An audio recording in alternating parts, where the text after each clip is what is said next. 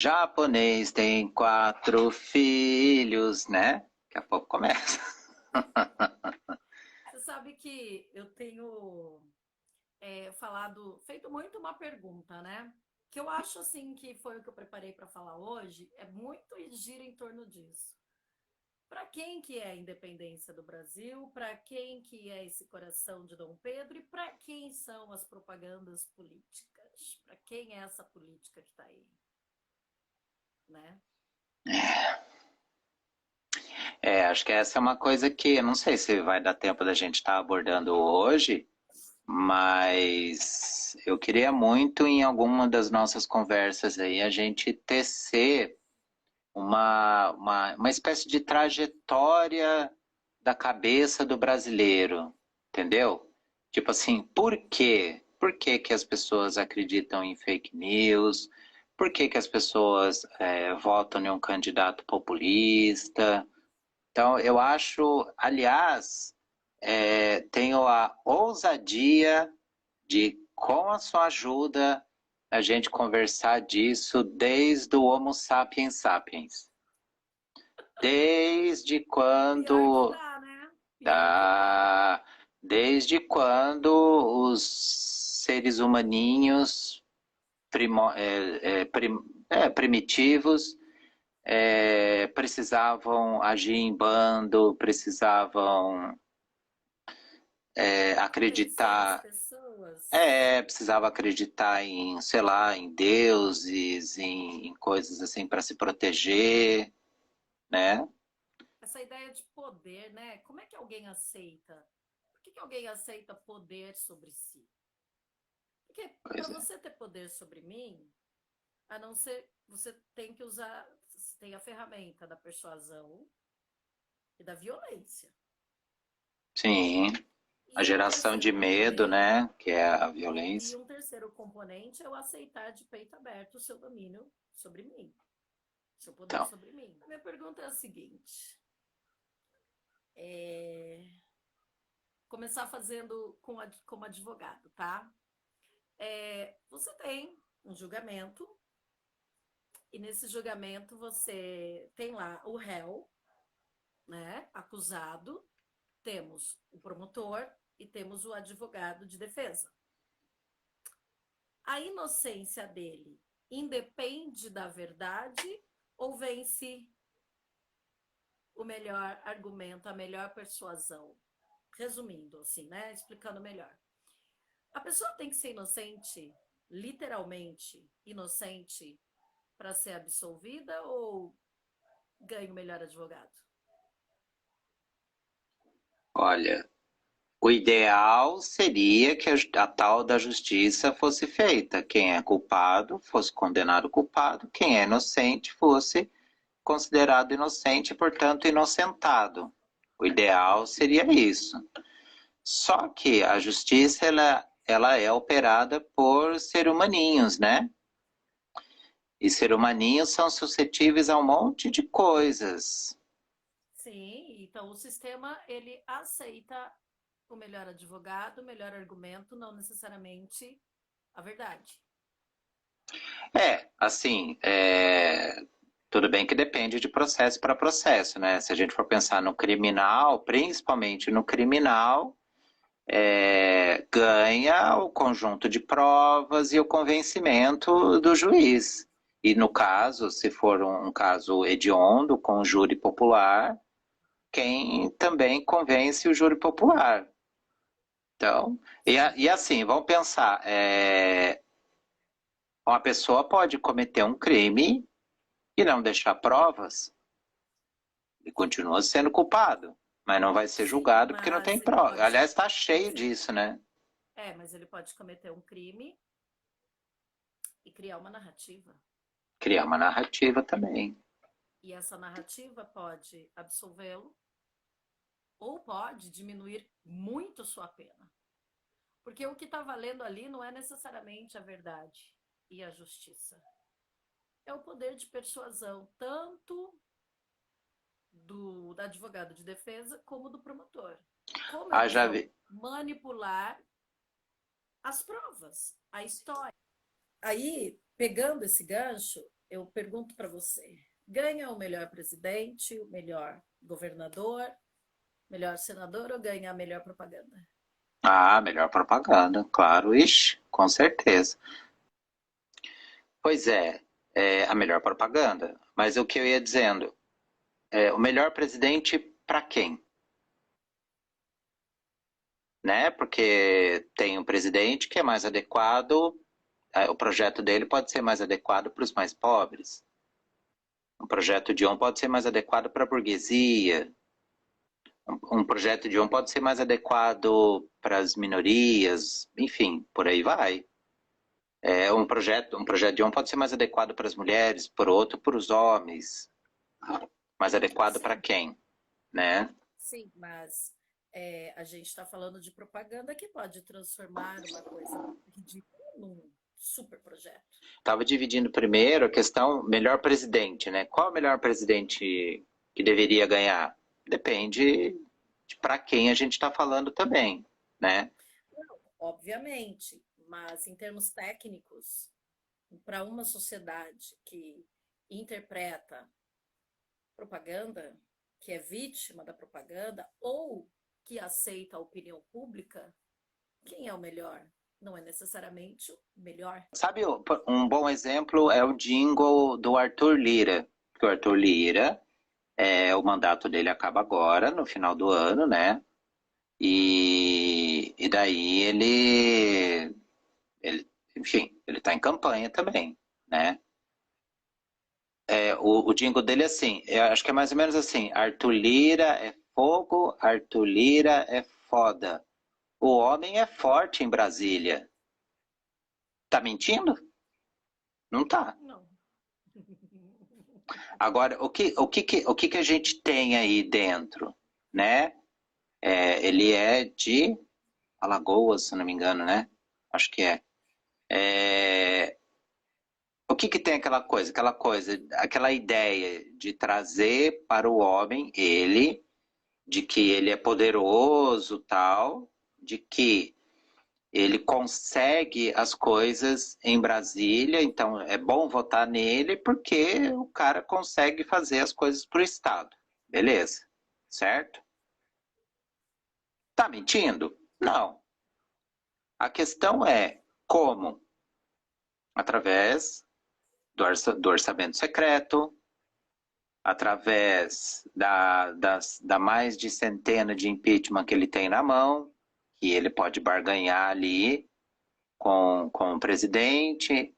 Então, assim, ele é forte, ele é foda, né? Porque, porra, né, peitar o presidente, tipo assim, ó, qualquer coisa eu abro a gavetinha aqui. Não Agora, foi à assim, toa agora que para você ver que por trás tem quase que um escárnio, por trás tem quase que uma brincadeira, por trás tem uma piada. Quando o cara fala, o homem é forte em Brasília, para uma parcela da população, quer dizer uma coisa. Para outras que sabem de tudo que está acontecendo lá, que ele é praticamente o primeiro-ministro do Brasil, né? Quer dizer outra. Mas para a maioria da população, quer dizer que o cara é forte, o cara é presidente da Câmara, olha só onde chegou, um deputado daqui e tal. Então, sim, assim, a propaganda tem disso, né? sim, a propaganda é a alma do negócio, é a alma das eleições. Por que você acha que é tão importante correr atrás do dinheiro, né? O dinheiro, ele é importante, o dinheiro e você fazer parte do partido que recebe mais dinheiro e aquele jogo político para onde eu vou, onde eu estou, quantas mulheres eu preciso, as cotas para receber dinheiro, tudo isso importa. Então, quando a gente está falando de eleições em um país como o nosso, a gente está falando de uma série de jogadas.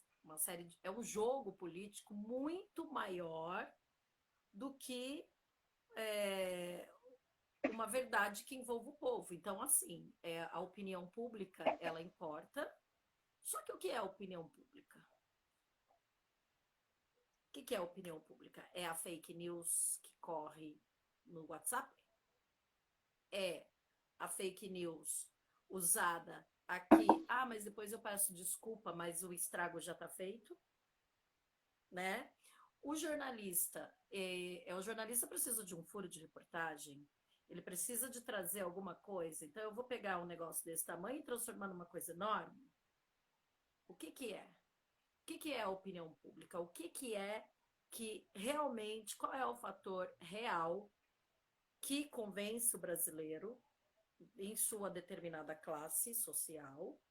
E qual é o fator que deveria, o ideal, que deveria realmente convencer o eleitor a escolher o seu candidato real ali?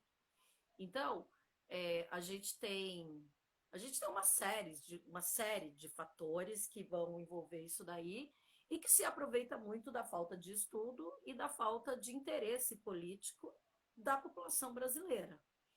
Então, assim, você tem um prato cheio. Você tem um prato cheio para publicitário, para toda essa galera que sabe muito bem como é que o povo pensa e até manipula, né? Quais são os passos e tudo mais. Sim. Então, você veja, as eleições de 2022, elas têm a mulher classe C, D como foco. Todas as Uhum. propagandas políticas usam uma mulher ali, dessa classe, com o estereótipo dessa classe. Porque as mulheres precisam se reconhecer naquela personagem, daquela narrativa, daquele candidato. Então, você vê todas as propagandas, elas vão usar os mesmos artifícios, elas vão usar os mesmos componentes, as mesmas caras, as mesmas, como é que eu posso dizer? Estética, né? A mesma estética para poder convencer o seu público. E aí cabe uma coisa interessante, porque as propagandas políticas, elas têm dois papéis: manter quem já é e conquistar quem ainda não é. E aí, meu bem, eu faço uma pergunta para você. Hum. Quem está interessado em economia? Quem está interessado numa versão de um Brasil moralmente mais aceitável? Como é que é? A gente tem tantos Brasis dentro de um Brasil só, que a Sim, gente tem propaganda para tudo. E, enfim, tem alguém aí que não se vê numa propaganda? Claro que tem. Tem os tem. esquecidos, os invisibilizados completamente. Por exemplo, eu acho muito difícil o Tebet fazer qualquer tipo de crítica ao agronegócio ou mesmo as questões de terra indígena, mas ela vai usar o indígena na sua propaganda de uma forma harmônica. Se vai. Por quê? Porque ela não é boba, né? É aquela questão, eu sou mãe, eu sou mulher, não é? E você... É o pessoalismo no Brasil. O do Brasil, ele é fisiológico, ele é pessoalista. Ele tem Sim, que falar, eu tenho que chegar... Parece-me que o cara tem que chegar como se ele estivesse batendo no ombro do seu eleitor, sim. né?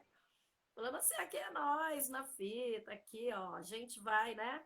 Aquela coisa de amigão, aquela coisa de bem nesse nível pessoal mesmo, trazer o público, trazer o máximo para o privado do seu eleitor possível, para ele se sentir bem em escolher aquele candidato. E aí a gente vê de aberrações, tá?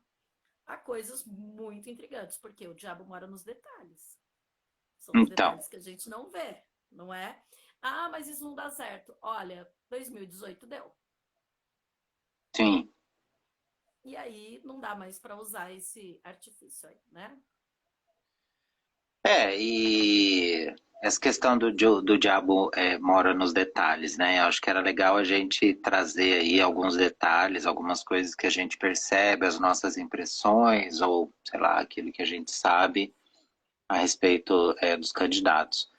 Vamos lembrar que a última vez que a gente conversou aqui foi no dia da entrevista do Lula no Jornal Nacional, né? Logo antes.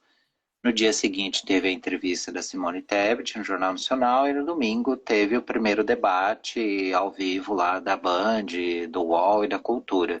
Adoro o debate. Adoro o debate. É uma aula de É, sociologia, gente. E ao mesmo tempo me dá uma raiva, porque eu falei, meu, por que que você não perguntou isso? Por que que você não falou aquilo? Às vezes eu fico pensando, óbvio que não, né? Mas é igual aquela coisa de perna de pau, que fica assistindo o jogo de futebol. Fala, se fosse eu tinha feito, né? Não tinha feito porcaria nenhuma. Mas a gente fica ali, quase que, não vou dizer uma torcida, eu não fiquei na torcida por nenhum candidato ali. Mas aquela Ah, coisa, eu sou da torcida da treta. sim, sim. Meu, o que dava para ter tido de treta, toda vez eu lembro aquele debate que tinha o Maluf, o Brizola. Brizola, né? Entendeu? Filhotes da Brizola e Maluf. ditadura, filhotes da ditadura. Eu tenho este minuto referente ao primeiro bloco. E quero dizer com toda tranquilidade que eu não vim aqui para assistir baixaria, que eu vim aqui para debater ideias, que eu vim aqui para debater com pessoas que querem ser candidatos a presidente da República e, portanto, são obrigados a ter estabilidade emocional. Quem é desequilibrado não pode ser candidato a presidente da República. Então, o que eu peço, eu faço um apelo. Nós estamos com 10, 12, 15 milhões de pessoas nos ouvindo. Dá uma parte, dá licença uma parte. Não lhe dou uma parte porque eu tenho esse minuto. Não lhe dou a parte. Não lhe dou a parte. Não pode dar a parte. Não lhe dou a parte porque é antirregimental. Não lhe dou a parte. Não dá É porque não antirregimental. pode. Não dou. Não lhe dou a parte. O filhote da ditadura Não, senhor. está aqui se Não lhe dou a questionando. parte. O senhor tenha respeito. Filhote da ditadura. Desequilibrado. Não Desequilibrado. tem coragem de defender a ditadura. Não tem coragem de defender seus chefes. É uma pena que é um desequilibrado. Passou 15 anos no estrangeiro, não aprendeu nada. E o pior é que não esqueceu nada. O pior é que não esqueceu nada. Isso que é o pior. Continuou o mesmo que quando foi, não esqueceu nada. Eu faço uma Olha como está de malufista aqui dentro, hein? Este debate... Tudo aí seja um debate malufista. das ideias. Malufistas, filhotes da ditadura. Todos engordaram na ditadura. Intervalo, por favor. Eu gostaria, por gentileza, que a plateia não se manifestasse. Pessoas que mamaram. Intervalo, por favor. Intervalo.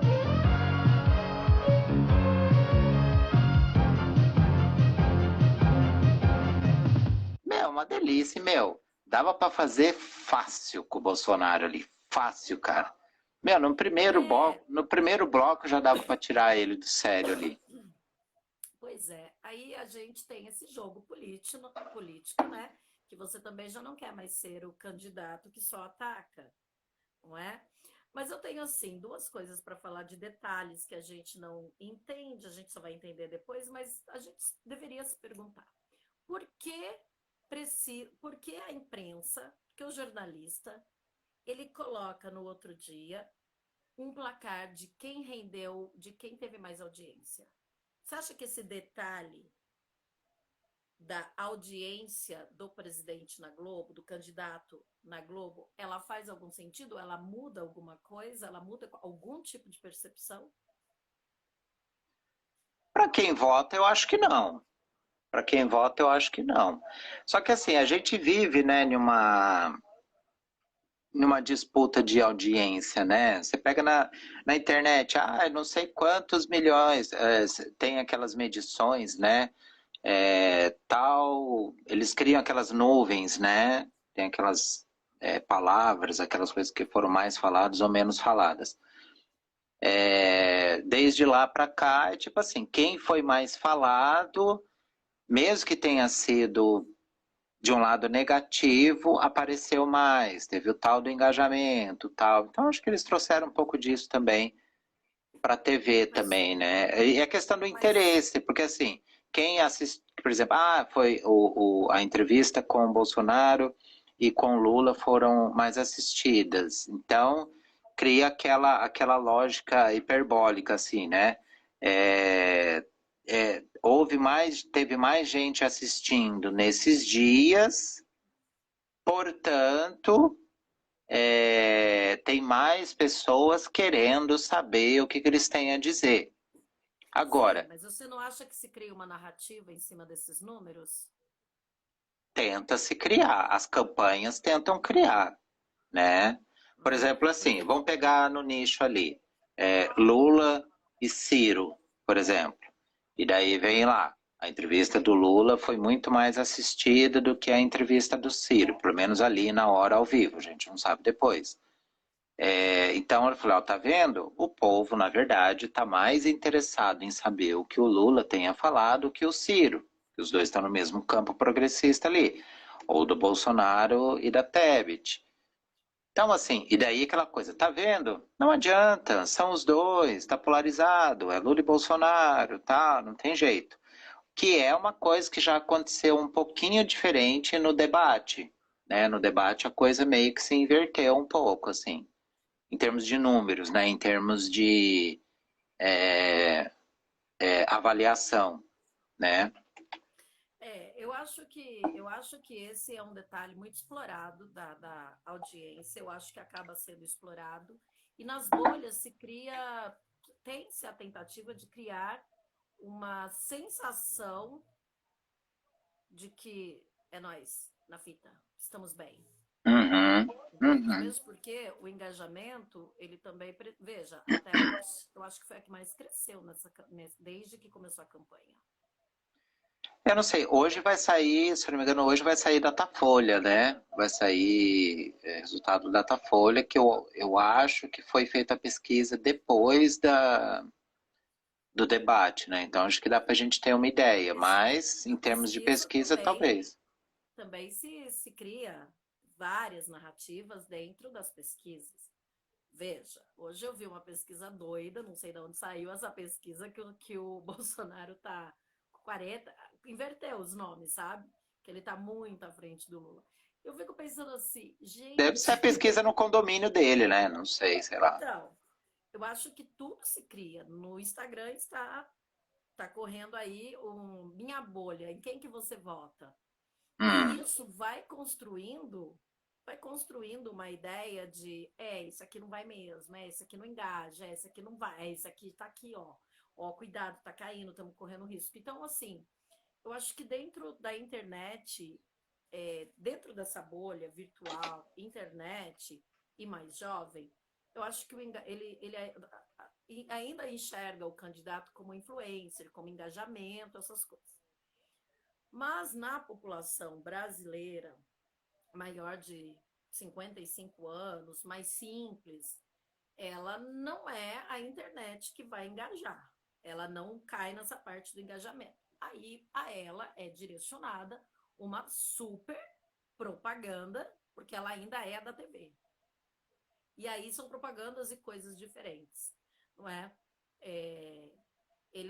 A pessoa que só assiste a TV, ela não vê os cortes. Ela não faz parte de uma narrativa ou de uma edição de cortes, né? Que manda aqui, é o que sai na TV. Então, assim, você tem esses mecanismos que são detalhes que puxa alguns votos para cá, alguns para lá, mas eu ainda acho que o brasileiríssimo, ainda a TV, a propaganda de TV ainda é importante para grandíssima parte do país. O que eu tenho ouvido nos podcasts assim que falam a respeito da campanha é que sim, né? A propaganda em rádio e TV mais as inserções do que o horário eleitoral gratuito, mais as inserções. Então, por exemplo, assim, o Lula, ele está, se eu não me engano, em torno de 280, 287 inserções da campanha na TV. O Bolsonaro acho que está em torno de 200, e daí vai caindo assim, por causa das coligações, né? O tempo de TV, aquela coisa toda. Tá. Então, assim, o que eu concordo com você que boa parte das pessoas não acessa a internet. Pelo menos, quando eu digo boa parte, eu estou dizendo porque a maioria da população é mais pobre e não tem nem tempo e não tem nem uma internet que funcione direito, certo? Boa parte das pessoas está trabalhando, boa parte das pessoas estão trabalhando, inclusive em um local, em um ambiente que nem pode estar mexendo no celular. A pessoa vai conseguir mexer no celular talvez na hora de um almoço, se trabalhar num lugar que tem Wi-Fi e tal. Então, assim, Mas tem o rádio, por exemplo, né? Boa parte das donas de casa ainda ficam ouvindo rádio, né? Estão lá fazendo almoço e estão ouvindo rádio, estão com a TV ligada ali e tal. Então, sim, mas eu acho que tem também uma classe média, inclusive entre os mais velhos, que tem acessado internet. Ainda muito fortemente o próprio Facebook, né? Não é à toa que o Lula puxou o Janones para a turma dele, entendeu? O Janones Esse é, é o detalhe, né? São detalhes. então, o Janones é super forte no Facebook, já era há muito tempo. Ele bate ali, é, a estratégia, digamos assim, o tempo que ele está ali mexendo no Facebook e tal, é mais ou menos o tempo do Bolsonaro também, né? E daí, assim, tem muita gente que acredita nele, porque o Janones, ele já é dessa leva de políticos, só que no caso dele mais, não dá para dizer que o Janones é progressista, né? Mas enfim, daquela galera ali, que aquela coisa meio de denunciar, entendeu? Aquela coisa também de se fazer meio outsider, ó, vamos mudar isso aí e tal, né? Lá pro lado de Minas lá. E daí o Lula conseguiu puxar ele, né? Por quê? Por causa do Facebook, principalmente. Então, assim, tem muita gente mais velha que fica ali, meu. Entra nos grupos e tal do Facebook, ou adere a perfis tipo do Carlos Bolsonaro, Eduardo Bolsonaro, do próprio presidente e tal, aquela galera toda, e fica vendo, e fica vendo. E, meu, eu sei porque, enfim, tem pessoas próximas que usam isso. E é uma estética realmente de boi de piranha pro gado? É um pouco sim, né? Tanto é que dia desses, o Halley falou aqui, né, que o Janones é boi de piranha pro gado. Ele foi lá, perto do Palácio do Planalto lá, para falar, para fazer denúncias referente ao Bolsonaro. E ele foi lá perto dos seguranças exatamente para dar uma certa provocada, entendeu? Aquele negócio com o celular ali. Então, essa é a estética de agora. E é uma estética muito violenta, assim. Esse pessoal da direita tem uma estética muito violenta, sabe? Umas falas muito violentas e tal. E o Janones consegue fazer um pouco isso. A maioria de nós da esquerda, bom, acho que posso dizer nós, a gente não é isso. A gente é muito paz e amor, a gente é muito bunda mole, entendeu? A gente é muito Você tem acadêmico e relação a tal. alguns partidos que fazem parte, talvez não seja violento, mas é bem... Estética do MBL, é. Uhum. Mas a esquerda, ela usa uma estética do mal, mas não violenta, mas do mal, né? Tipo, do alarmismo, é isso que eu quero dizer. Ela alarma tudo. Então, assim, a esquerda também usa fake news, a esquerda também é mau caráter em muitas questões, porque é um jogo político, é um jogo de reputação. Se eu E não daí... consigo passar você, eu tenho que quebrar sua subida.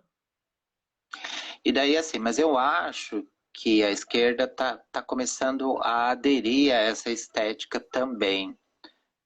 Porque vamos pegar, por exemplo, o que aconteceu nos bastidores do debate, né? Quem que estava envolvido? O Janones e a galera lá do Bolsonaro, né? O Salles do Meio Ambiente, o Adrilles, aquela galera lá, entendeu? Eles, para eles, ok. Eles fazem tranquilo aquela coisa de gritar, de xingar, de chamar de ladrão, de vagabundo e tal, tal, tal. Pelo que eu vejo, boa parte da esquerda não tem muito disso. Mas eles estão começando a fazer isso para quê? Para disputar a narrativa, para ganhar like, para engajar, essa coisa toda. Hoje, acho que foi hoje, um senhor foi lá no hotel, lá na frente do hotel onde o Lula estava hospedado, acho que lá em Manaus, para gritar. Tipo assim, ele chegou lá e ficou gritando lá, quadrilha de ladrões, tal, tal, tal, tal, tal, tal, gritando lá, digamos, para a galera ali, para a comitiva, do Lula ali na frente do hotel. Um senhor, um idoso mesmo, assim. Claro, um senhor branco, aquele estereótipo todo. A quadrilha de ladrões, não sei o quê. Ele tava sozinho gritando lá. Sozinho. Você acha que ele passou e viu que a galera ficou nervosa e ficou gritando? Pois um deputado e um assessor ali na campanha do Lula foi bater boca com o cara. E, é uma coisa tão quinta série, cara. Assim, de um lado... Literalmente a luta de classes. Né? Não, mas assim... Quinta A versus quinta B, o fundão. Não, e aquela coisa bem homem escroto, assim. Igual foi nos bastidores do debate. De um lado, um gritando, ladrão, ladrão. E do outro lado, o outro gritando, você que é ladrão. O cara nem conhece o senhor. É você que é ladrão, é você. É ladrão, ladrão. É ridículo, aquilo não vai levar a nada. Uma hora... Aí, vamos lá. De novo a pergunta, ridículo para quem? Então, sim, é claro. Daí o que acontece? Eu acho, daí, tem todo um... Acho que em uma próxima conversa a gente pode elaborar mais. Até para a gente poder falar dos candidatos. Mas eu acho que tem um fetiche da classe média, principalmente. Tem a galera do PCO. A galera do PCO é foda. Aí eu me lembrei da outra lá. Tá querendo me calar? É isso? E se eu não me engano, depois da propaganda... defesa é o ataque, né? E se eu não me engano, depois a propaganda política dela foi ela, assim, com uma fita preta, assim. Então, acho que tem um certo fetiche da classe média de ser militante, sabe? Porque essa galera que tá aí, esse pessoal conservador que estava no armário, sempre esteve. Essa ideia de que os militares governam melhor, de que a ditadura foi melhor, esse povo sempre esteve aí. Sempre esteve. Só que quem que ocupava as ruas? A esquerda.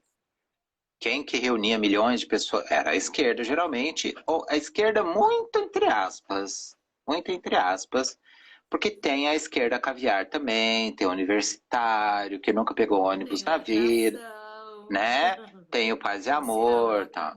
Exato, né? Mas enfim, vamos dizer, o campo progressista, vamos dizer assim.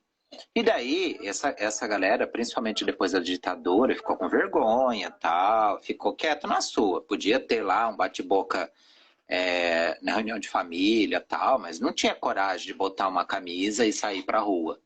Chegou uma hora, lá com o MBL, tá? Aliás, dia desses, tem depois eu quero fazer vídeos falando sobre podcast. Eu mandei para você.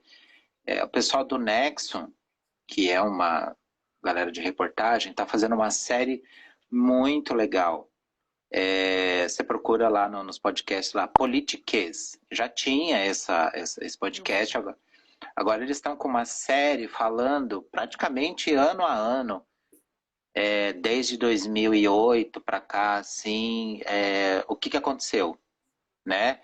E tem um dos episódios, eu não vou lembrar o nome do episódio exatamente, que fala da questão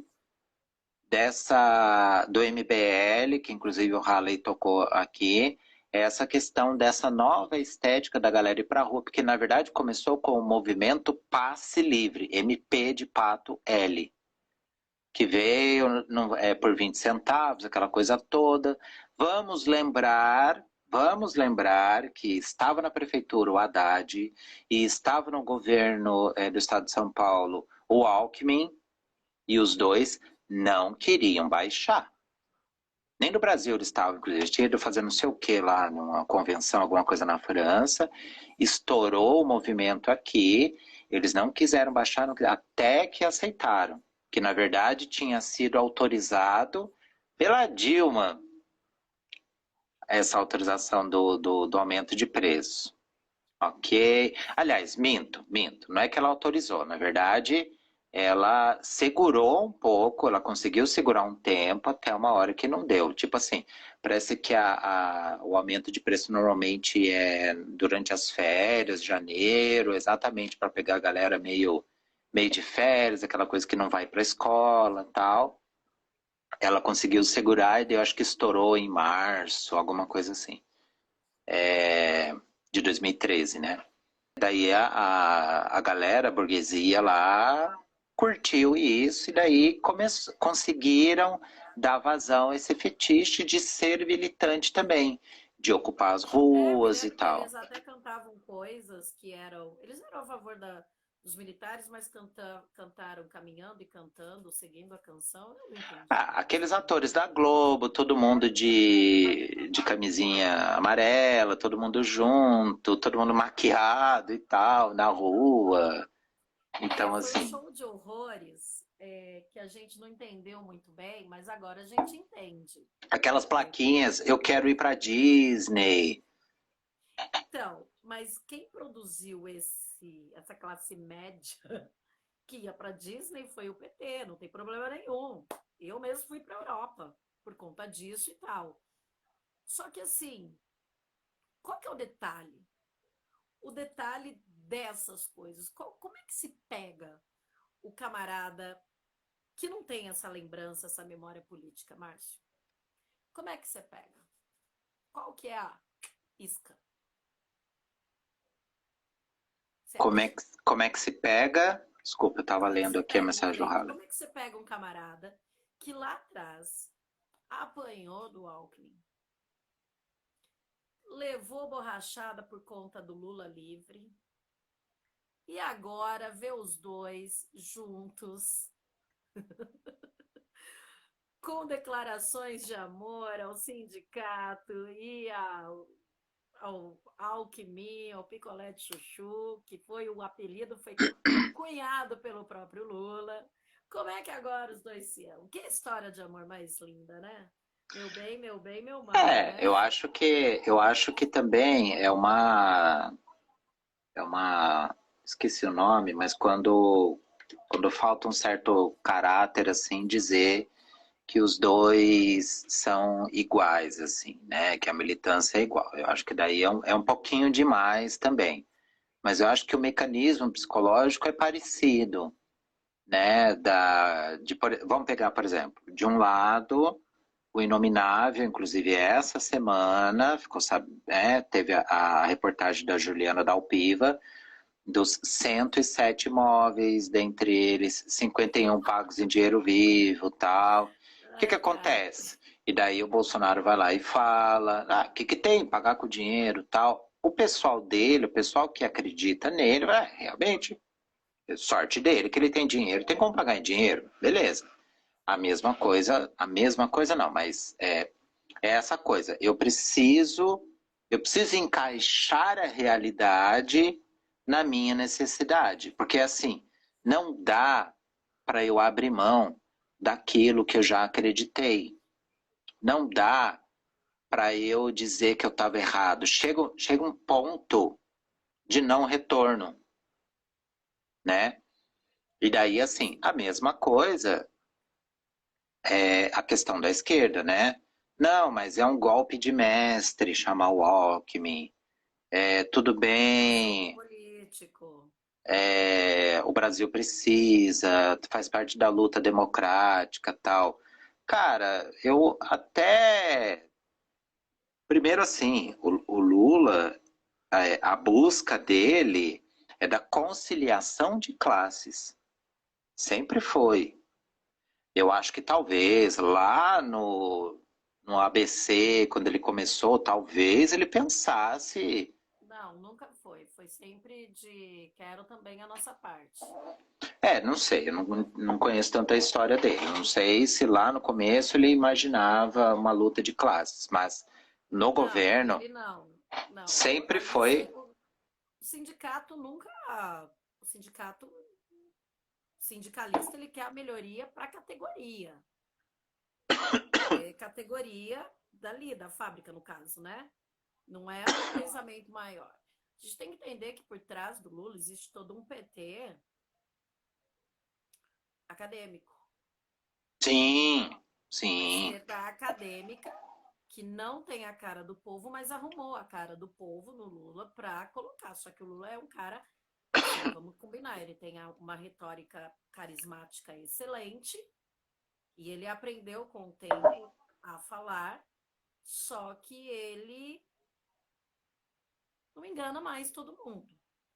Não é que engana, ele não é enganar o verbo, desculpe, mas ele não fisga mais, não é todo mundo que cai nessa história, nessa malemolência dele. Mas ainda há muita gente que cai, não só pelo jogo político, mas pela esperança. Isso que você falou. Eu já estou aqui, não tem outra coisa, não tem outro. Entendeu? E aí entram certos perigos, na minha opinião, que você deixa de ser um eleitor e passa a ser um membro de uma seita. Tipo, Aliás, até mais erro, existe o cara que eu quero votar. Aliás, muito legal você ter falado isso, porque daí dá para remeter à entrevista dele no JN, né? De uma maneira muito malandra e eu acho que desleal, assim, o Bonner pegou e falou assim, olha, mas ele deu a entender, não lembro exatamente a palavra, que a militância da esquerda era violenta, que foi ela que criou essa história de o jogo do nós contra eles. Nós contra eles. Realmente, eu acho que o PT fez um pouquinho disso, sim. Eu acho que fortaleceu bastante, disso, né? Fortaleceu bastante. Eu acho que eles estavam no papel deles querer fortalecer a narrativa de uma certa parcela da população, esses que realmente não eram ouvidos, tipo a comunidade LGBT, os negros, os mais pobres. Eu acho que, ok, isso era necessário de ser feito, mas foi feito também numa retória de luta, mas sem luta, sabe? Então você... O que acontece? Você oferece espaço para a fala dessas pessoas todas através de ministérios, através de secretarias, através de projetos, através de incentivo de organizações. Ok, esses grupos de pessoas se fortalecem, mas ao mesmo tempo o lucro dos bancos estava lá na estratosfera. Então, a gente dá o quê? A gente trabalha com dois públicos. Eu preciso da manutenção de um, eu preciso do outro. Eu não vou dizer para você, eu não vou ser mau caráter, canalha, de dizer que não teve um monte de coisa legal no governo Lula. E eu acho que essa coisa da voz foi mais intensa na Dilma, até mesmo pela narrativa da mulher que entrou e tal. Sim. Só que eu ainda acho que muito disso eu vou concordar pra caramba com o Mano Brown. Tudo isso, quer dizer, a minha interpretação do Mano Brown. Mano Brown não falou isso que eu estou falando. Que é o seguinte, isso foi pegar, isso na minha opinião ainda, e eu acho que todo mundo faz isso, tá? O meu problema não é do político fazer o que eu vou falar que ele faz. O meu problema é com o político que faz e não admite, cria uma narrativa de salvador da pátria. Tudo isso é engajamento de massa de manobra. Entende? Você colocar a pessoa na faculdade é excelente.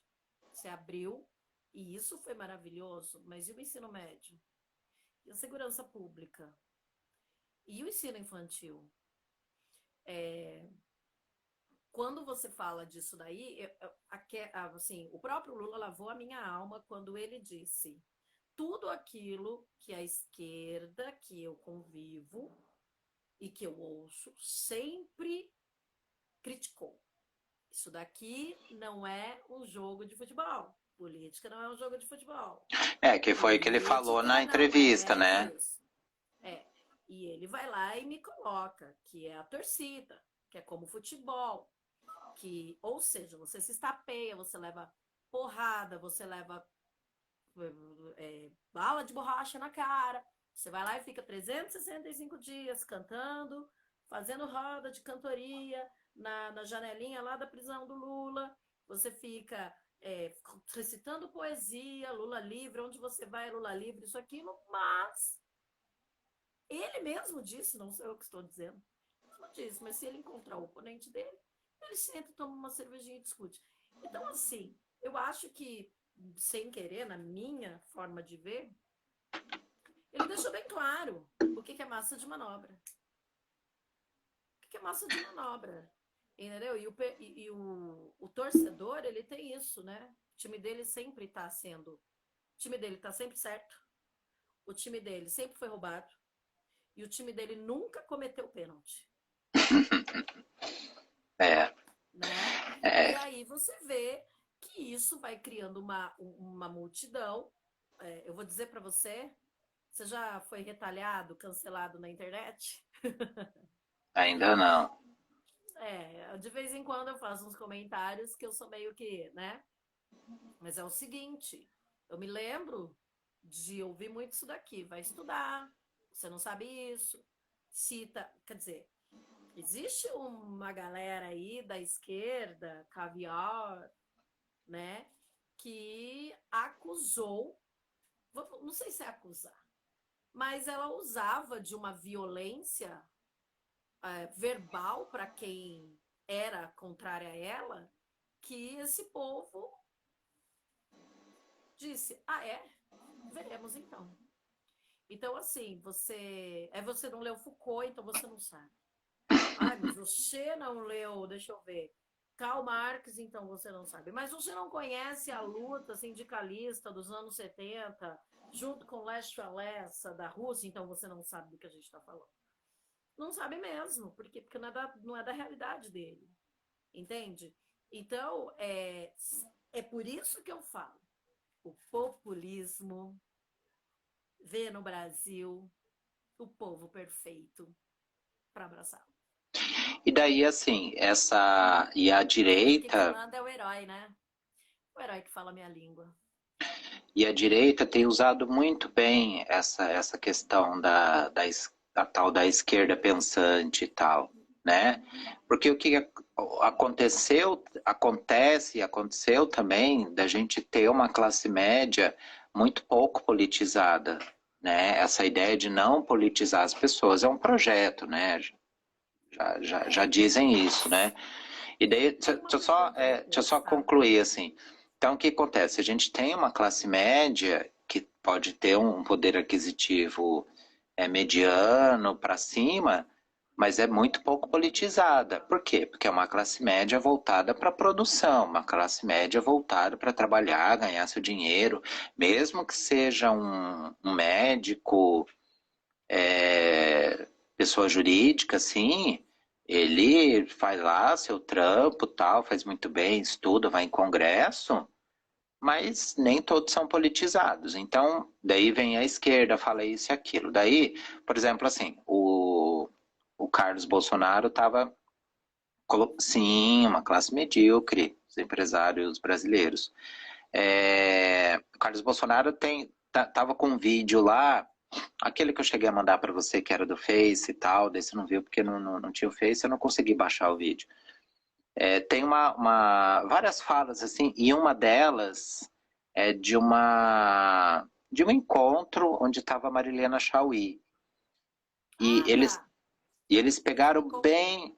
Eles pegaram bem aquela parte que ela fala assim, eu odeio a classe média é horrível, tal. Só essa parte. Coisa de 3 segundos, assim. O que acontece? Eles mandam isso para quem? Para a classe média, é óbvio, né? Lógico, eu e daí fiquei fula da vida na época com ela. Então, mas a lógica dela qual que é? Porque essa classe média, que inclusive o Halley fala aqui, essa classe média medíocre, não politizada, egoísta, que tudo bem a desigualdade, foda-se, aumentem os pobres desde que o meu esteja garantido, é nesse sentido, né? Sim. Eu tenho uma pergunta para você.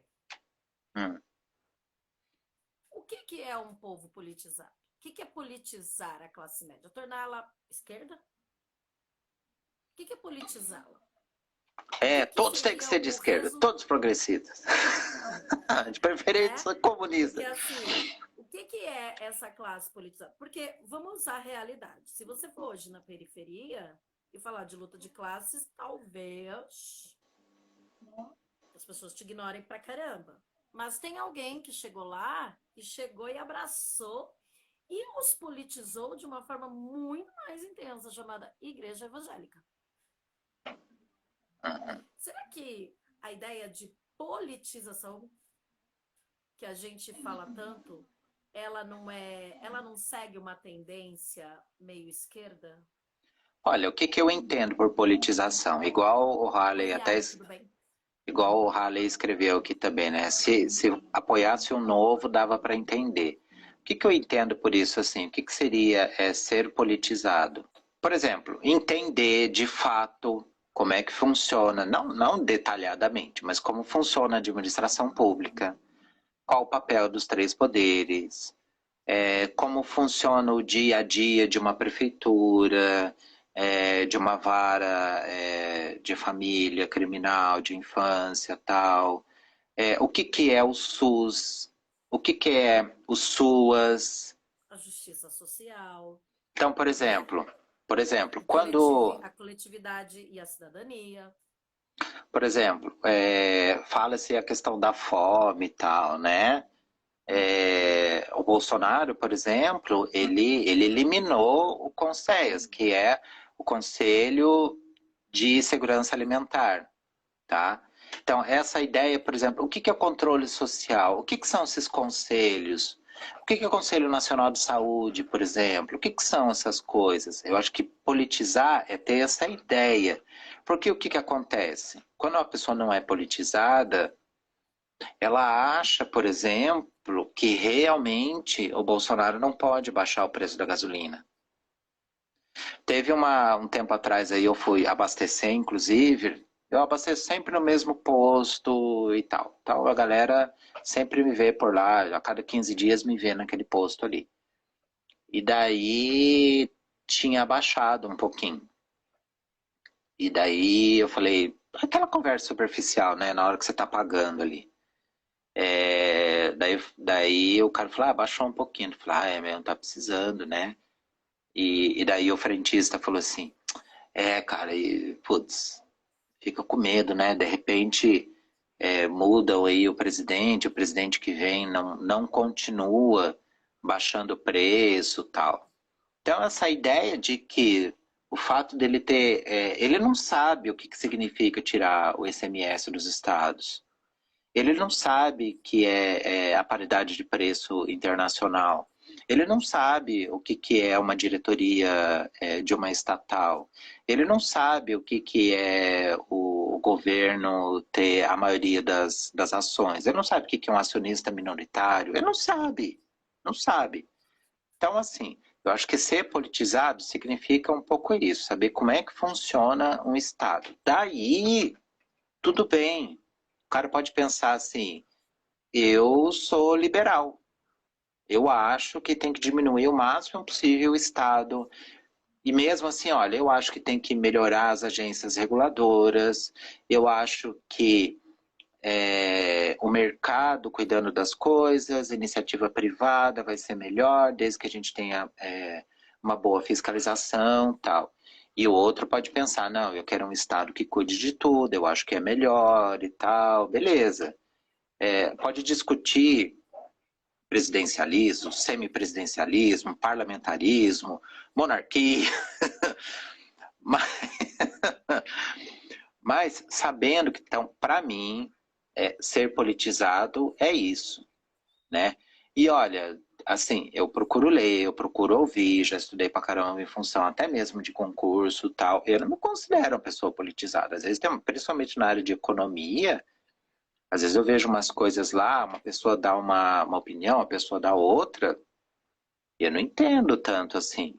Agora você imagina... Mas você não pode dizer isso, que a linguagem que você usa para alguém não pode ser a linguagem que você usa na favela, a linguagem que você usa em outro lugar, porque senão você é detonado pelas narrativas. Mas tudo bem. Quer fazer sua defesa? Faça. Pode fazer sua defesa. pode? Cadê o meu negócio? Tá aqui. Não, mais uma vez a narrativa.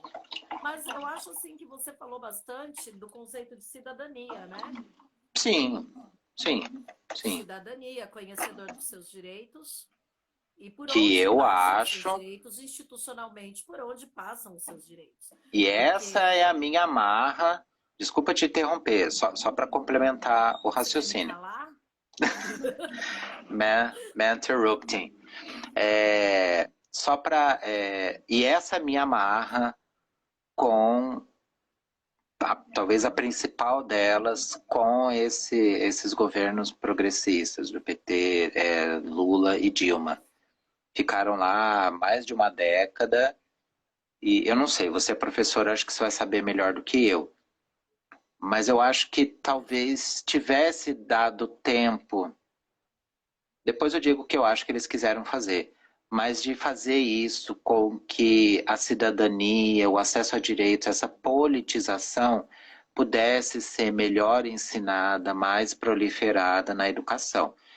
A impressão que eu tenho é que eles tiveram a ideia, no caso principalmente o Haddad, que ficou bastante tempo ministro, da educação, de assim, vamos dar acesso às pessoas ao ensino superior e essas pessoas vão transformar a sua família, vão ter filhos mais bem politizados. Acho que pode ter sido isso, o ensino técnico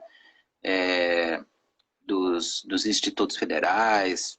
Talvez tenha sido isso a ideia do que começar lá desde o ensino fundamental. Talvez, até porque o ensino fundamental é maior, boa parte do ensino fundamental é municipalizado. Pode ter sido isso, né?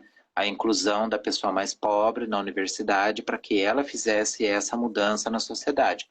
Tanto é que aconteceu, por exemplo, o movimento dos secundaristas no estado de São Paulo, no governo Alckmin, né? Que foi uma espécie de politização, assim, a galera se organizou legal, tal, sim, né? mas assim, né? Existe uma coisa que eu ainda posso estar errada, posso estar completamente errada, mesmo sendo professora, que ainda eu acho que tem muita gente que manipula essa noção de politização de grupos e bolhas. Sim. Claro que foi excelente, os secundaristas foram lá, participaram, fizeram a sua briga, a sua luta. A gente teve artistas que foram visitar, a gente, né? Uma série de situações. Mas e hoje? E agora? Então, assim, eu acho que alguns surtos, né? Alguns surtos de politização, eles são muito concentrados no momento para uma causa e depois há um abandono. E aí, Sim. quem é que vai realmente arrumar a casa não está interessado nisso. Que foi que você falou da fala do Mano Brown, né? Olha, galera, vocês abandonaram a periferia. Vocês venderam a ilusão, depois saíram fora. Porque vamos pensar assim, a ascensão do Lula à presidência, a eleição dele em 2002, depois o mandato a partir de 2003, foi uma espécie de forra, assim, foi uma esperança enorme para os trabalhadores, aquela ideia, porra, a gente vinha vindo do impeachment do Collor, neoliberal, depois a transição para o real, né? O Fernando Henrique, neoliberal, toda aquela coisa a gente ainda tinha a memória da hiperinflação, tal, e de repente entra um operário, um nordestino, um cara que veio lutar aqui no Sudeste e tal. Porra, agora vai ser pro povo. O que aconteceu? Eles preferiram fazer a inserção do povo via dinheiro, via crédito, via acesso a bens de consumo. Ok, isso de alguma maneira foi bom para boa parte das pessoas, mas não aconteceu a politização. Tanto que se quer mais churrasquinho e cervejinha do que direitos. Né? É um detalhe que a gente precisa colocar aqui, né? O capeta falando. Sim, Sim. Né? É isso daqui que eles querem. Eles não querem mais. Eu não estou falando deles da periferia, claro. Quando você chega na periferia, eu já dei aula na periferia e os jovens da periferia, eles não é que eles não querem fazer uma luta de classes, sabe, num jeito bem mudar as estruturas, não, ele quer se dar bem nessa estrutura e ele não se vê parte dessa estrutura porque ele morre de medo dessa estrutura que vai triturá-lo, porque ela é competitiva. Então, eu me lembro de ter perguntado para uma galera, para algumas salas de aula que eu dei aula, e o que vocês querem fazer? Ah, eu quero fazer um técnico, eu quero fazer isso, ou quero ser empreendedor, quero ter a minha loja, isso, aquilo. Então, cara, a periferia, ela mudou, entende? Grande parte da periferia não trabalha em fábrica, quem trabalha em fábrica é classe média. A periferia, ela está nos piores tipos de trabalho, ela está nos trabalhos uberizados, ela está nos informais, ok? Então, o que essa gente quer? O que essa gente precisa? Bom, vou falar de um jeito assim bem simples, a igreja diz para elas que elas precisam de bênçãos, e bênçãos é prosperidade. É money também. A teologia da prosperidade, ela pegou em cheio essa galera. Entendeu? E eles mesmos se ajudam. Você vai abrir uma lojinha, a irmã tem a obrigação de comprar lá na sua loja. Entende? A maçonaria já vem fazendo isso há muito tempo, né? Vamos lembrar. Então vamos lá, irmã. Vamos engajar a nossa irmã aqui no sangue de Jesus tem poder. Vai dar certo. A gente pediu para Deus. Falo isso de experiência própria. Experiência própria da minha convivência e de coisas que eu tenho visto e ouvido, ó. Eu tô falando dessa questão do evangélico, o evangélico, eu não tô falando desse evangélico que desviou, ok, para uma questão miliciana, tal. Mas o evangélico, ele tá nas cadeias há muito tempo. A igreja católica, ela está na cadeia há muito tempo. Ela está entregando cesta básica há muito tempo. Ela está fazendo um trabalho que ela chama de missionário há muito tempo. É o acolhimento do dependente químico, né? Exato. Os espíritos também, quer dizer, as religiões, isso no nosso país é místico, né? A gente adora o misticismo. Vem fazendo um trabalho de cidadania, inclusive educativo, porque se aprende sobre saúde, sobre relacionamento, do jeito deles, mas se aprende sobre saúde, relacionamento, boa alimentação, é palestra de advogado, é palestra de ginecologista, é palestra disso, é de psicólogo, meio atravessado, mas é algo que o Estado não dá.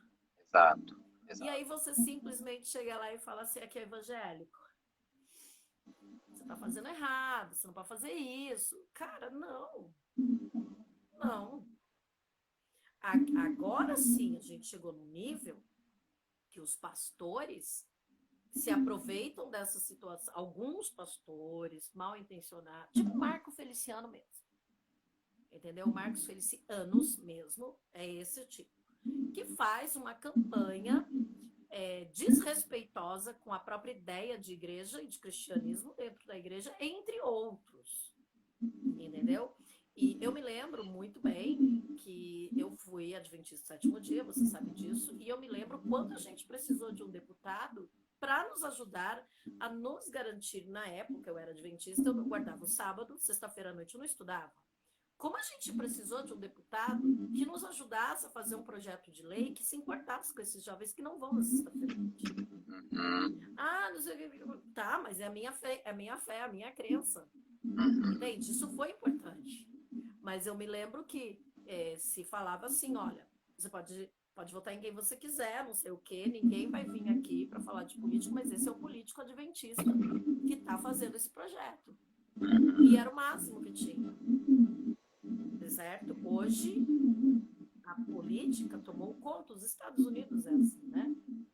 O púlpito também é político lá, mas lá é outra história, outra situação. E a gente está assim, então qual é o detalhe? O detalhe é simples. Você vai falar de economia com quem não entende economia? A economia da dona de casa você compra a sua comida, né? Você compra as coisas da sua casa. A economia, para você, mais prática de todas, é você conseguir comprar e tá barato. Mas tem uma coisa que todo mundo entende. Todo mundo entende. Todo mundo tem moral e bons costumes. Sim. Cidadão de bem. Essa é a pauta que todo mundo está querendo incluir. Porque, por mais que você seja progressista, Márcio, e que eu seja progressista, a gente sabe que progressismo não está muito em voga aqui. Ele perde, ele é bom, ele é extremamente importante, mas no jogo político, ele dá mais confusão do que gera voto. Sim. Porque o progressista em si, ele já sabe que ele vai votar. Mas eu vejo cada absurdo do alarde, do alarmismo e do pânico social moral.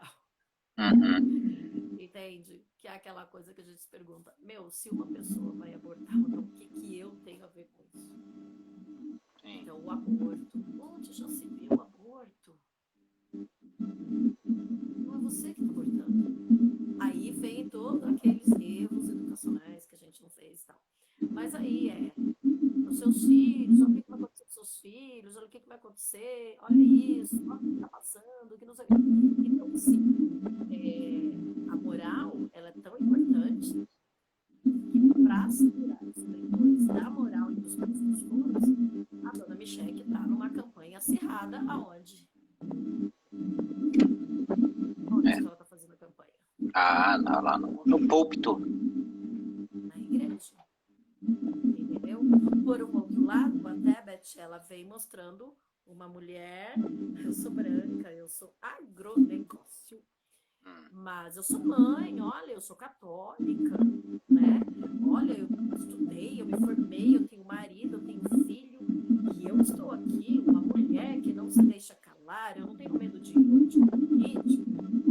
Ela não é a imagem da feminista que a gente conheceu até então. Eu tenho essa. Ela é uma feminista liberal, literalmente. Okay? Mas ela não, ela tem que falar um pouquinho do progresso, mas ela tem que manter o pezinho na tradição. Sim. Não é? E por aí vai. Você vê o Ciro. Todo mundo colocou a mulherada para trabalhar, né? O Ciro a esposa dele tá trabalhando junto com ele intensamente. Ela é jornalista já, né? Então, hoje eu vi um programa, um corte deles explicando que, sim, eu não fui para Paris, mas eu votei, deu tempo de eu votar, eu votei no Haddad, mas vocês criam essa narrativa, não sei o quê. Então, assim, ela tá lá, ela tá falando, a mulher continua trabalhando, a esposa atual, a Jana, né? Do Lula? A Janja. Isso. A Janja tá trabalhando, cada uma apresentando uma mulher, uma estética de mulher para você representar. Talvez aqui você não seja, mas aqui você vai ser. E isso é importante. Aqui você quer ser. Um resumão, assim, o que você achou do debate? Quais foram as cascas de banana? O que você achou de cada um ali? Bom, primeiro eu acho uma falta de educação enorme você se referir ao candidato como ex-presidiário. Eu acho isso, não é uma questão de jogo político, eu acho isso que é falta de educação. Fala pra bolha dele, né? Acho que em questões de jogo político, a Tebet veio, mostrou para que ela veio. A Soraya sabe que não tem chance, mas ela meteu, assim, todo mundo resolveu atacar o Bolsonaro, mas esses dias eu vi uns vídeos aí da Soraya apoiando pra caramba o Bolsonaro. O jogo político, né? Eu acho que as duas saíram muito bem na proposta delas. Não é à toa que até chegou aí juntos. Eu acho que o Ciro foi bem, mas eu ainda acho que o Ciro ainda não conseguiu quebrar esse muro, essa resistência que a galera tem com ele. Eu acho que o Lula foi bem diferente do que ele foi no Jornal Nacional. Eu acho que ele não foi nada bem. E olha, eu vou falar uma coisa pra você. É ridículo falar, mas tem muita gente ao meu redor dizendo assim, Sandra, não aguento o que ele falar, menina.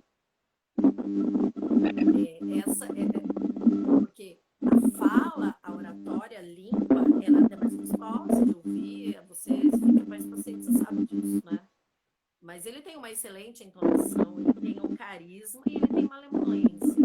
E aquela jogada dele, igual baixíssimo dele, daquele diálogo com o Ciro, tipo, eu sou amigo do Ciro. Eu não sei por que o Ciro não gosta de mim. E o Ciro responde, né? Encantador de serpentes, né, meu bem? Não é bem assim. Mas essa disputa dos dois, né? Porque é muito importante para o PT, os eleitores, esses 8%, sei lá quantos por cento do Ciro está 8%, 9%, 7%, é muito importante para essa porcentagem. E, ao contrário, o Ciro, ele ataca os indecisos. E, para mim, quem foi pior foi o privatizador atualmente. É uma pessoa muito fora da realidade. Aliás, eu quero dizer ao Novo e quero dizer a Soraya, queridos, né? Não vão me ouvir, mas eu quero dizer eu quero falar aqui um desabafo. Parem de atacar a educação brasileira. Parem de atacar. A educação brasileira, a peça não está lá para saber das pequenas e das grandes revoluções que a gente faz sem apoio de Estado. Então, essa parada aí já pega mal, né? E o Bolsonaro, eu acho que o auge do Bolsonaro, sei lá, pro Ciro, não pedi sua opinião. Mas, assim, ele não conseguiu evitar a sua violência política em relação às mulheres. É evidente, ele tenta, não consegue. E, assim, era legal se tivesse alguém ali, você terminou de falar, olha aqui, ó, isso aqui é mentira, isso aqui é mentira, isso aqui é mentira, mas a gente não tem essa pessoa assim, né?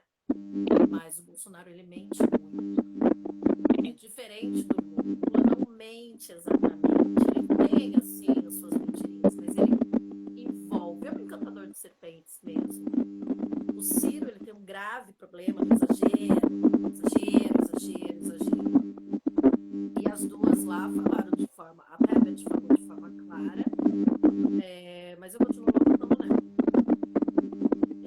Eu tenho, assim, meu candidato, mas eu estou propensa, eu estou aberta a mudanças, obviamente. Mas o meu lugar, o meu apoio sempre será a democracia e a noção, né? Ter noção. Porque não é só a falta de coisa, a falta total de noção. Da enfermagem que o Halley falou aqui, mas logo antes de ser aprovado o piso da enfermagem, o Bolsonaro já deu fora, logo antes, assim, tem que ver isso daí. Ele nem sabia direito, entendeu? Ele nem sabia o que era o Pix e veio falar que fez o Pix. Gente, é uma bugada que você sabe isso. E o Novo é o seguinte, eu não sei o que o Novo pensa, pro Novo nada presta, só eles. Eu assisti um cara aqui, estava passando na feira, e ele veio falar comigo do negócio e falou assim, já tem um candidato. Nossa, por que eu falei isso, Márcio? O cara logou e falou, eu falei assim, gente... A senhora tem o tempo para falar? Eu falei, vai. Os caras, eu falei assim, mano, vocês metem o pau em tudo. Pra vocês nada tá bom, só vocês. Só o que vocês pensam tá certo, tá tudo errado, vocês não vêem a realidade de nada. Eles vêm querer falar porque é político, lógico, né? Tá bom. E pro azar do cara, tinha o meu amigo enfermeiro comigo. Nossa, continua vocês agora. É um liberal assumido, menos Estado, mais empresa, tal, né? Do Novo, né? Do Partido Novo. Mas, assim, eles evitam falar a questão da importância do Estado, né? Liberal assumido, pelo menos não fica de frescura, né? Depois, subindo, a Soraya Tronic. A Soraya Tronic, vamos lembrar, ela era do partido do Bolsonaro, que fez a União Brasil, que se juntou com o DEM, né, o DEM que tinha o antigo presidente da Câmara, que saiu fora, foi para o PSDB, porque não dava para ficar, mas que, enfim, também essa conversa de neoliberalismo. A Soraya falou que ia me isentar dos impostos. Estou esperando, tá? Verdade, né? Isentar os professores. A Simone é o PSDB. Né? Será que o PSDB existe ainda. Eu digo assim, né? O PMDB, nesse aspecto, tomou o lugar do PSDB, que é o neoliberal, do estado de bem-estar social, tal, mas desde que cada um fique no seu lugar, o pobre no lugar do pobre, o rico no lugar do rico. Né? Então a Simone vem com essa história. Daí vem, é claro, que ela precisa fazer essa retórica feminista, mas que ela nem sabe muito bem o que é, entendeu? Se perguntar para ela quem é Bell Hooks, ela não sabe quem é. Então, assim... Ela é uma feminista branca liberal. Né? Ela é uma mulher da elite brigando pelo seu espaço de fala na elite, daquele jeito dela lá. Então a gente já está falando de 3 liberais. Um assumido, que é o Felipe Dávila do Novo, uma enrustida, que é a Soraya Tronic, e uma mais ou menos, que é a Simone. A gente está falando de 3 liberais. Então, vamos lá, subindo. Ciro. O Ciro, cara, outro meme que era perfeito, é assim, no quadrinho de cima, uma pessoa, um cara vai e atira no outro. Os dois estão com o nome de Ciro. Depois embaixo o cara pega e fala, olha só o que o Lula fez. Então, assim, né, o Ciro, ele se atira em si mesmo. Porque, assim, o que me parece, tem uma retórica de não conhecimento do povo. De não conhecimento da galera da perifa. Entendeu? Ele se autodeclara social-democrata. Assim, eu particularmente, realmente gostaria de ver o projeto dele sendo aplicado. Gostaria. Gosto muito da ideia, já de uma vez lá que eu votei na Marina, que também é meio liberal, eu queria muito, assim, aquela questão da participação direta do povo, através de plebiscito e de referendo, entendeu? Principalmente o plebiscito. Essa consulta pública através da internet, claro que não definidora, mas assim, sabe? Acho que tinha que ter um negócio lá no site. Tudo bem, tem lá no Senado, tem lá os projetos para você dizer sim ou não, mas eu acho que isso deveria ser mais bem institucionalizado, isso deveria ser falado mais. Eu acho que o presidente deveria falar mais na televisão e tal. Acho que sim, acho que tem que ouvir demais as organizações não governamentais, as instâncias de controle social, acho que sim. E acho que o Ciro poderia ser cobrado disso mais diretamente, entendeu? Por outro lado, eu votei na Tabata, olha só, que era do, né? Era do PDT. Olha que decepção. Sei que você não se decepcionou tanto, eu me decepcionei. Não, eu não me decepcionei tanto, mas eu acompanho a minha candidata. Ela andou me decepcionando para uma outra coisa. Ele fala muito rápido, as pessoas não entendem o que ele fala. Então, assim, vamos lá, o Lula.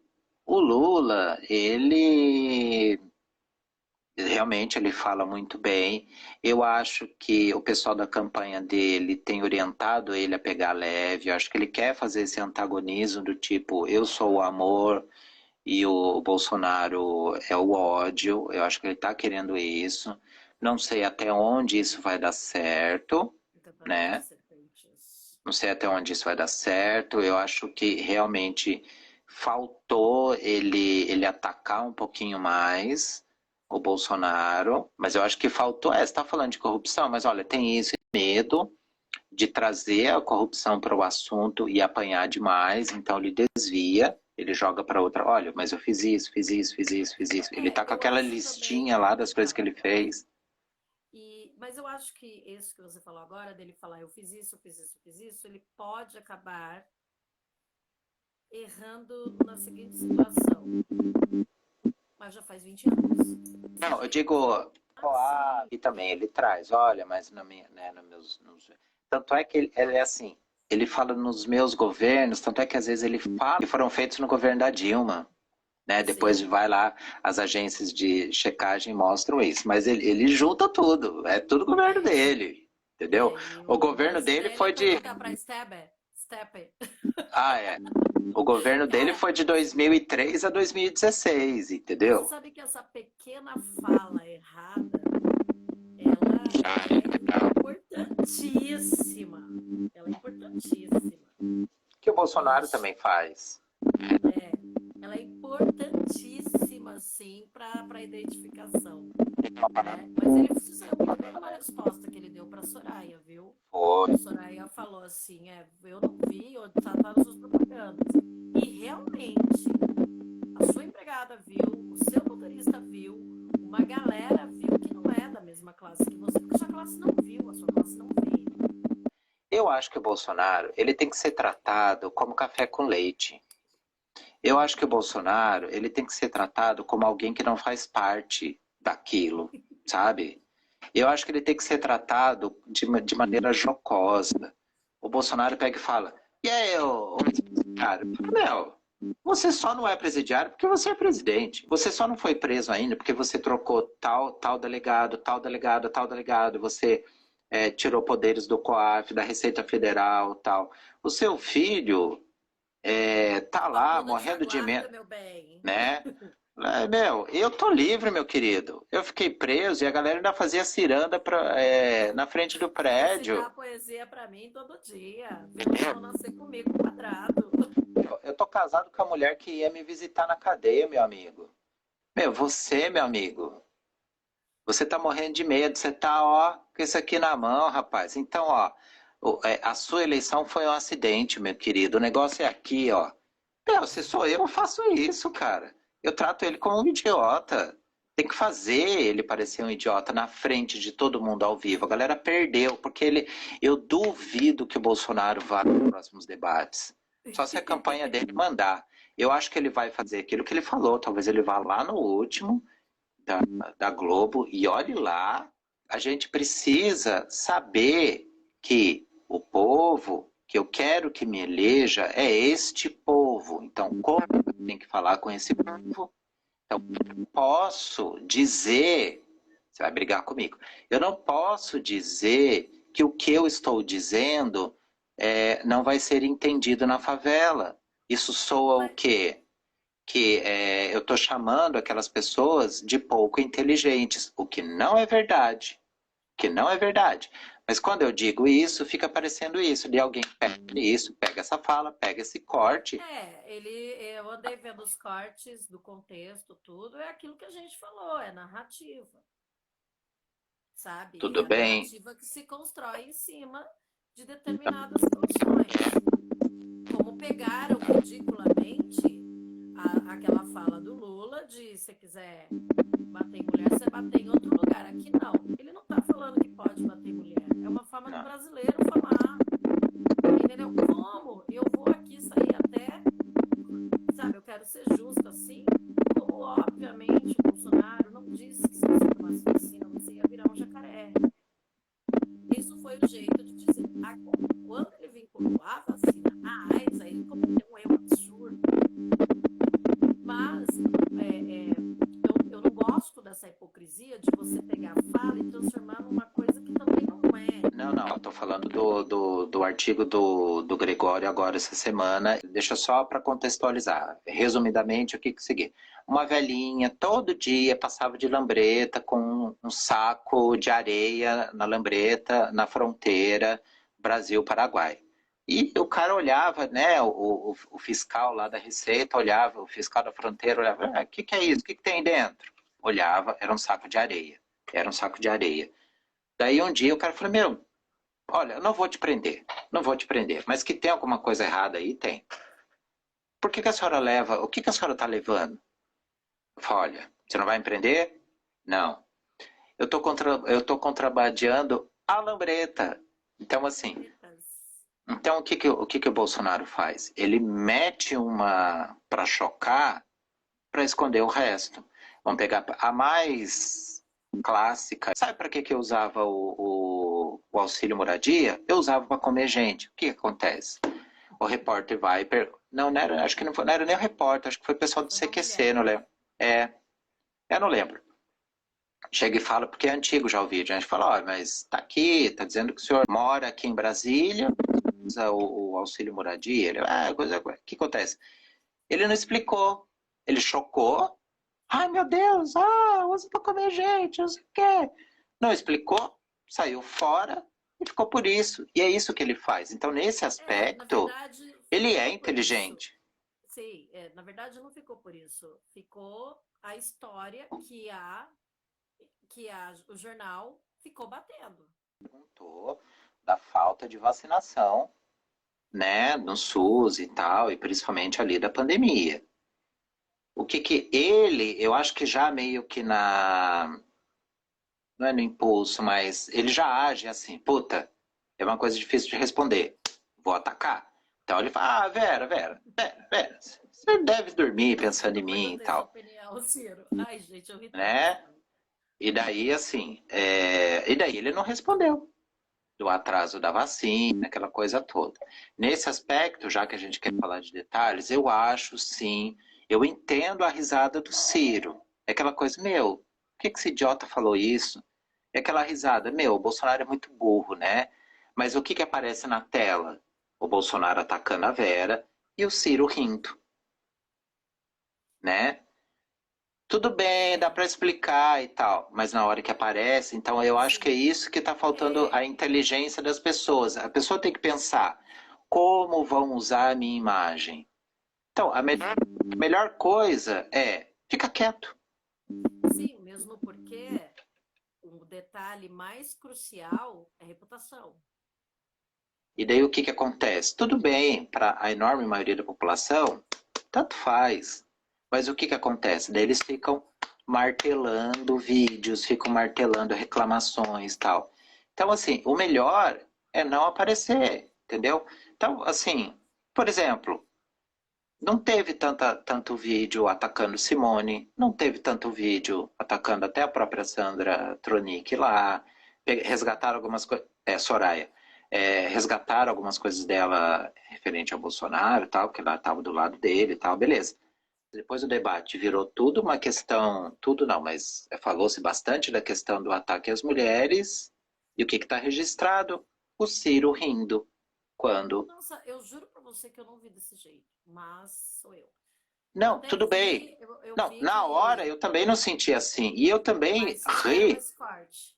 Então, a gente não adianta. A gente vê o debate como um embate, né?